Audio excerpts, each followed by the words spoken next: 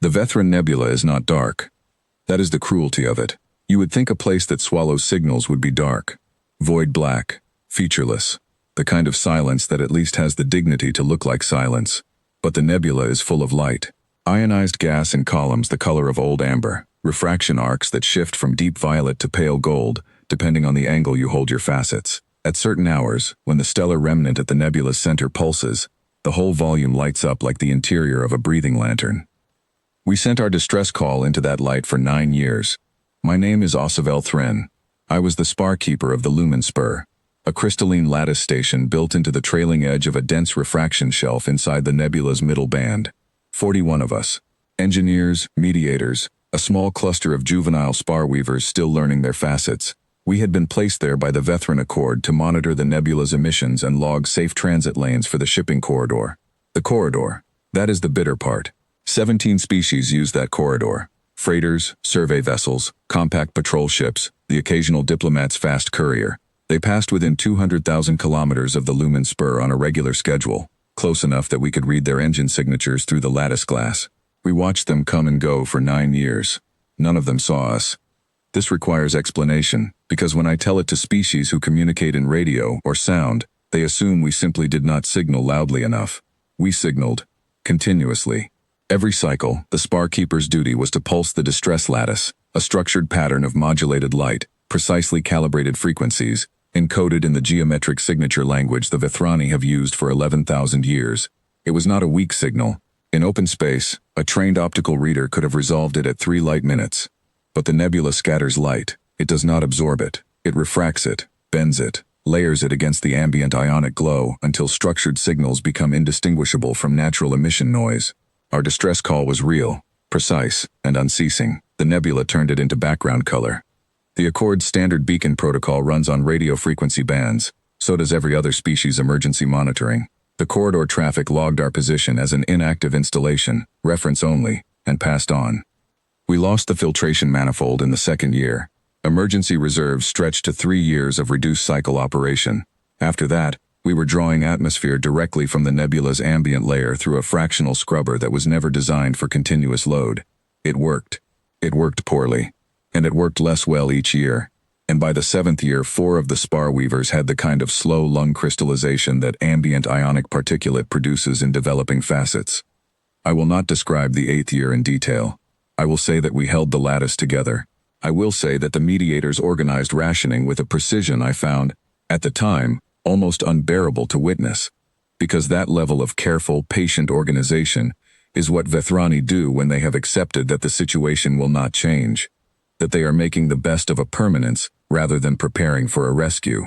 It is a different quality of attention than hope produces. I recognized it in all of them before I recognized it in myself. The 9th year, I stopped pulsing the full distress pattern.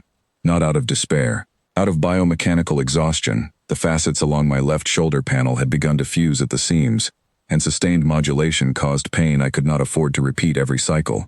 I reduced to a partial pattern. The core frequency identifiers, the station's geometric signature, the 4-pulse interval that means, in the oldest form of the Vethrani signal language, occupied, distress, alive, please. It is the signal you teach juveniles before they learn anything else. I had been pulsing that reduced pattern for 61 days when the ship appeared. It came in from the outer edge of the refraction shelf, on a heading I had never seen corridor traffic use. Not the shipping lane, not the patrol corridor. A heading that took it directly through the densest column of ionic amber, which made no navigational sense unless you were specifically trying to pass through the region where the refraction noise was highest, which is precisely where our signal, bent and scattered and layered over 9 years, was most concentrated. They were following the light, not our signal specifically. I learned later that the hospital tender Halvern Cross ran a passive optical sweep as a matter of standing orders, a legacy protocol from an earlier era of Earth's deep-range medical program, when human crews had made first contact with 2 species who communicated in light modulation, and the program had decided, as a matter of policy, to keep listening. The protocol had never been rescinded. It ran automatically, flagging optical anomalies for the watch officer's review. The watch officer on duty that morning, a young human named Selah Roth, 23 years old, 6 months into her first deep-range posting, had pulled the flagged entry, compared it against the Accord's geometric signal library, and identified the 4-pulse distress pattern in 11 minutes. She had then gone to her captain and said, "That is a Vethrani signal, and it has been repeating from inside that nebula for as long as we have been in range. And I think it has been repeating much longer than that." The Halvern Cross altered course without filing a routing update. Just altered course and came in. I was at the observation lattice when they broke the refraction shelf. My facets registered their running lights before I consciously understood what I was seeing. The specific frequency of a human ship's forward-facing illumination array is slightly warmer than ambient stellar light, a characteristic amber white that reads differently against the nebula's violet tones. My shoulder panels responded before my mind did, an involuntary pulse.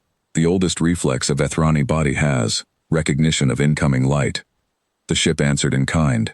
Not in the Vethrani geometric language. They did not have that. But the watch officer had done something that I still cannot think about without my facets going still. She had taken the 4-pulse pattern from our signal and programmed it back into the Halvern Cross's forward running lights.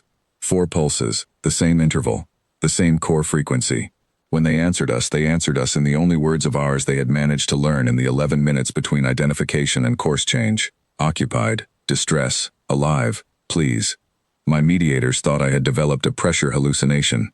I do not blame them. I had been telling them for 9 years that the signals were going out, that someone would eventually read them, and none of them believed me anymore. They had simply kept working because there was nothing else to do. When I said the ship is answering us, Keeper Orvith Seln put a hand on my arm the way you do with someone whose facets have gone cloudy.